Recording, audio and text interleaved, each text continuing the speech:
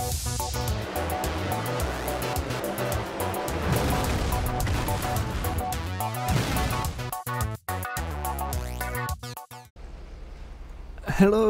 and welcome to the show. For this week's GTA 5 Downhill Chaos, I start with the BMW M6. I was kind of just browsing through the car mods. This one caught my eye. It's quite a cool looking model. I have to say, I do quite like it, and I fancied seeing how it would fare down Mt Chiliad. Unfortunately, no flamethrower for this car. There's actually a replacement for the Futo, as we immediately take out some hikers on the on the start. Yeah, it replaces the Futo, which I thought was quite a peculiar choice, but it's got its own custom handling file and everything, so it doesn't really matter at the end of the day which car it replaces. Yeah, the hikers were a little bit of an annoyance, and in the end, well, the curse of the hikers kicked in as I was running through this first section. I dipped a wheel off the edge of the course, and in doing so, that often ends up in trouble. Yeah, it just flinged the car to the left, and there was absolutely nothing that I could do about it. The thing that I did immediately notice about the BMW,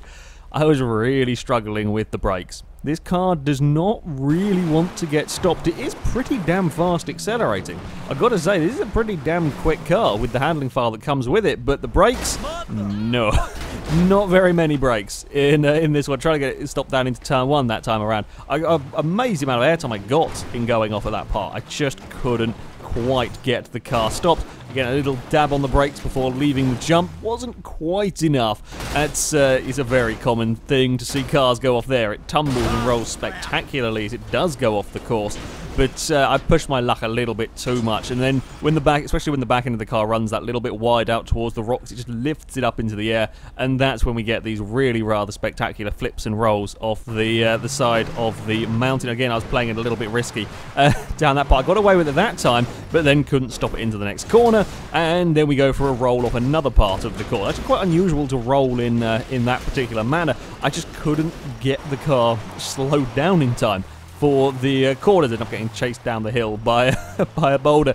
Get the car turned around. I mean, the car's all right, but yeah, it's a pretty big place to have an off. Another thing with this car, there is a little bit more oversteer than I would like. It does slide around. I just about got it under control on this run round. I tried to carry a bit too much speed, and then realised I was all out of place, and I was never going to stop it for the second to last corner. And around we go.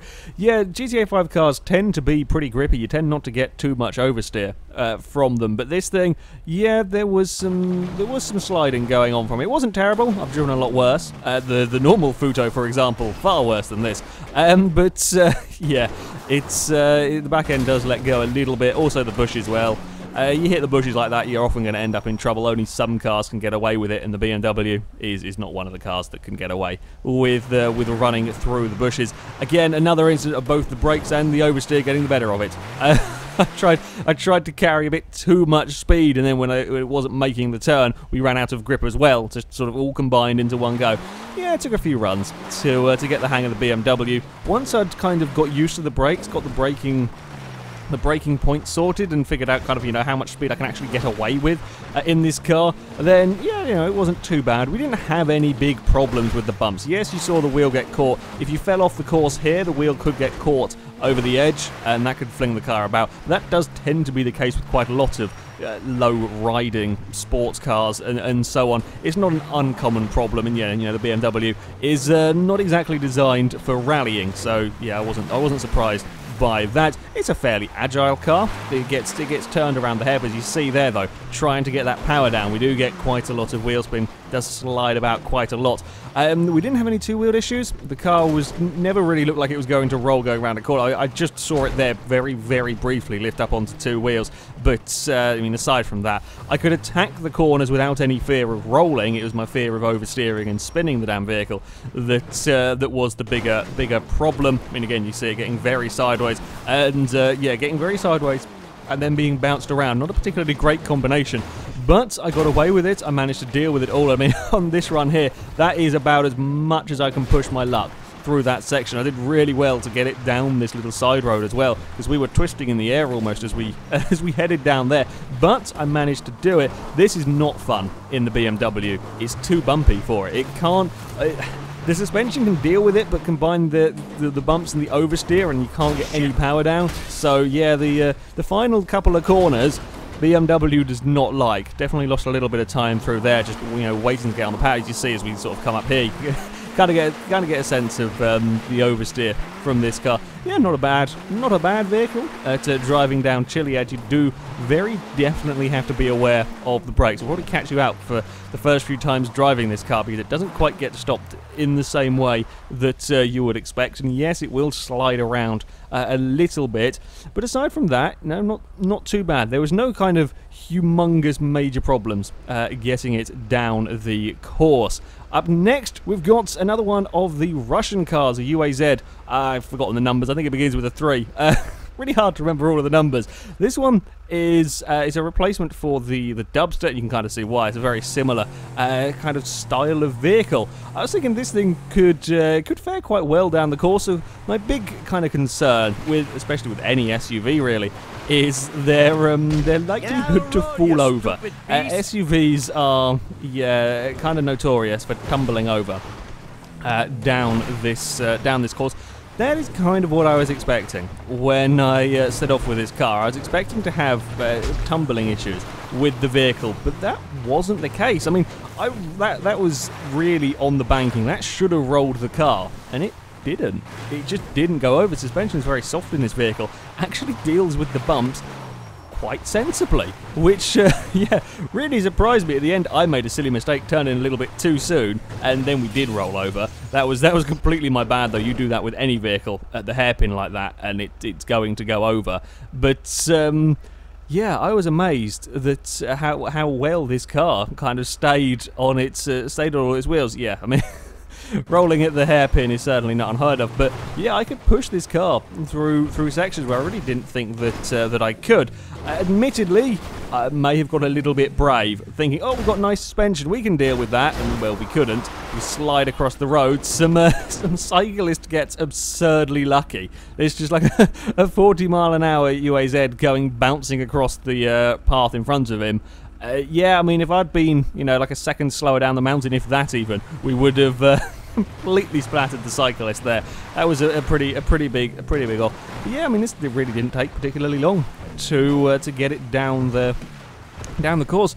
As there was no real major problems. It wasn't massively fast, I will be honest. It was not particularly quick down here. I mean, yeah, we get up to sort of 65-ish miles an hour, but we're seeing much faster.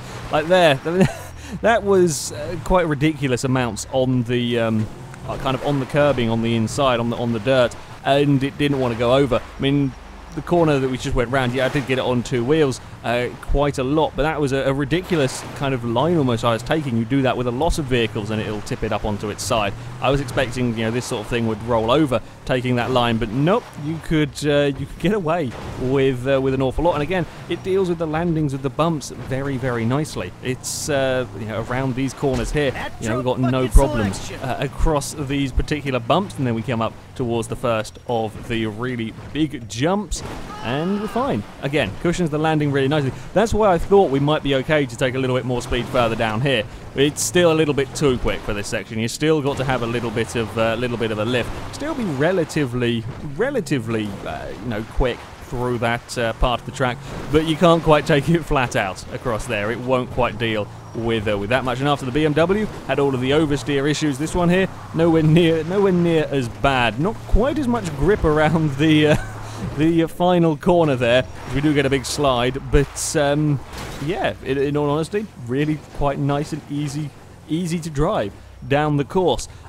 Didn't roll over anywhere near as much as I expected. You could get a little bit of two-wheeled action, although you can from pretty much any vehicle down this course. So yeah, it fared really rather well. I mean, it's made it to the bottom of the course pretty much without any damage, even with the slight skid into the tree across the line. It's yeah, a pretty solid car to be driving down Chiliad. If I think, a little bit slow. It does seem a little tad underpowered compared to some of the vehicles, especially compared to what I was driving for the next car, the Lotus 49. Yes, people wanted to see me have a go with this, so I was going to give it a drive. I figured I've used the ones with the ailerons or whatever, so I'll have a go with the one without. It's not going to make any difference. The handling file's the same for both of the cars. We can get a flamethrower going on, and I also used my slight addition to it so that it's not four-wheel drive, as this is a replacement for the Zentorno. So yeah, little adjustments to make sure that this is rear-wheel drive. We don't want to be having a four-wheel drive Formula 1 car. It is incredibly fast, this Lotus. The speed on it is phenomenal. Once you put your foot down, you really can get it going very, very quickly down this course, and things are going relatively well on this first run. There is a problem area though. The nose of the car is so long that that jump can cause a lot of problems with it kind of landing nose down on that bit there. It does not like this jump. I may have carried a little too much speed on the way into it. That was always going to end up in trouble. If you hit the wall on the way into that corner, yeah, you're going to have a big accident. This is a car you have to be very, very careful with the Lotus because it is so fast. I tried to avoid hitting the people because this car is so kind of low and light, and so you hit the people and it will throw the car about. And in doing so, I ended up clipping kind of the rock face, and that put the car onto its roof. And where we saw in the versus the Army that this car kind of turtles, it's very difficult to get it back onto its wheels. I kind of briefly managed it, and then we're stuck back to being upside down with Michael's head well through the floor. Yeah, it doesn't like being rolled over, and then there is nothing you can do to flip it the right way up. There was plenty of grip in this car, although again, stick a wheel over the edge down there, it will drag the car off the course. Yeah, much like with the BMW, a little bit of oversteer. When you have this much power going through the rear wheels of a car, it's not particularly surprising that we would get some oversteer. That wasn't a massive problem. The bigger problem was trying to get that jump sorted out. You had to carry enough speed over the jump to make it so that you had the time to level the car out, but not so much speed that you couldn't then slow down for the corner.